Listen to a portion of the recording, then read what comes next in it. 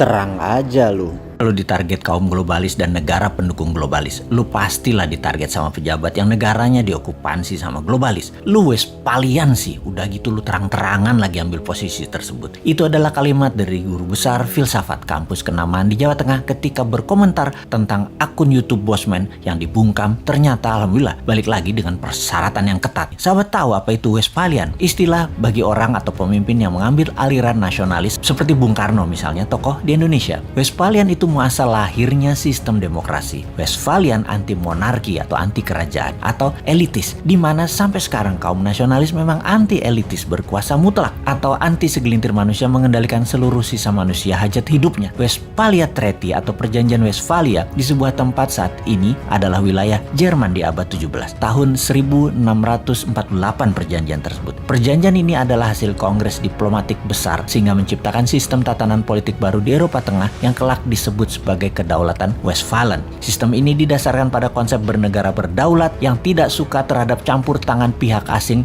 terhadap urusan dalam negeri suatu bangsa. Di sanalah muasal lahirnya istilah nation state atau negara bangsa. Sejak saat itu, monarki dunia mulai mengalami kemunduran hingga puncaknya terjadi Perang Dunia Pertama di mana Amerika merupakan negara Westphalian terbesar pada saat itu. Sejak akhir Perang Dunia Pertama hingga berakhirnya Perang Dingin 1989, ada 100 negara lahir yang kebanyakan bentuknya demokrasi nasionalis. Monarki dengan penguasaan elitis tidak tinggal diam. Ada 13 keluarga besar yang berbasis bisnis perlahan-lahan mulai menguasai dunia. Diawali sejak Perang Dunia Kedua yang menempel dengan Amerika. Mereka adalah globalis cabal seperti Rothschild, Oppenheimer, Rockefeller, Zucker, dan lain sebagainya. Lalu di tahun 1989 mereka menempel dengan Tiongkok, membuat baik Amerika maupun Tiongkok saat ini berafiliasi kepada globalis. Globalis itu monarki 2.0, anti nation state yang saat ini menguasai 99 data manusia kaum globalis itu. Bagi globalis cabal, mereka tidak mengenal istilah negara atau bangsa lagi. Bagi globalis, yang penting adalah nomor kependudukan dan nomor sertifikat. Kontrol dan monitor seluruh data umat manusia adalah tujuan mereka. Kita, kaum New Mind, menentang keras dan sangat berlawanan dengan pemahaman globalis cabal di mana kita adalah kaum patriotis nasionalis. Ini kita deklarasikan berkali-kali. Inilah yang membuat sosmed YouTube Bosman harus dibungkam karena jangan-jangan memang pejabat 20 tahun terakhir Indonesia merupakan kaki tangan globalis atau terkena pemahaman globalis. Termasuk oposisinya. Ide nasionalis dibangkitkan oleh New Mind ini sesungguhnya dan sungguh ini menjadi ancaman. Bener deh, oleh globalis, nation wealth, sebuah wilayah untuk kekayaan rakyat bisa diambil oleh mereka dengan atas nama world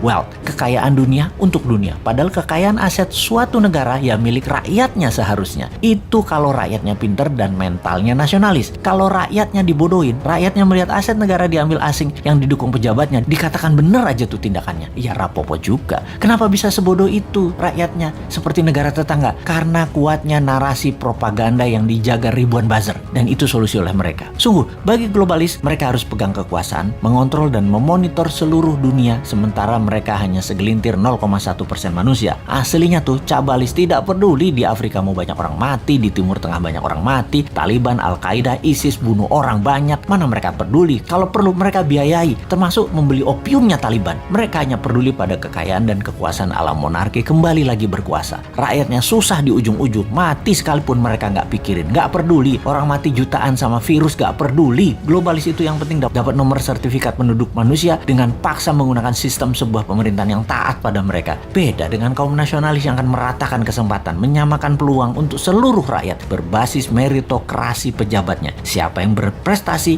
dia yang menjabat. Ide New Mind yang pro-demokrasi, pro-nasionalis, patriotis, dan mendukung nation state beda dengan oportunis globalis yang ada di benak incumbent atau oposisi pada saat ini. Sungguh, itulah yang ada di benak mereka pada saat ini dari citra yang apa mereka lakukan. Itu aja kita bacanya. Sahabat, di ujung informasi ini, walaupun akun Bosman asli sudah kembali, namun sampai November kita slow pace belum diaktifkan karena masih diincar oleh buzzer. Terima kasih sudah mensubscribe channel Bosman Mardigo Official ini dan menyebarkan ke link sosmed dan WAG sahabat semua.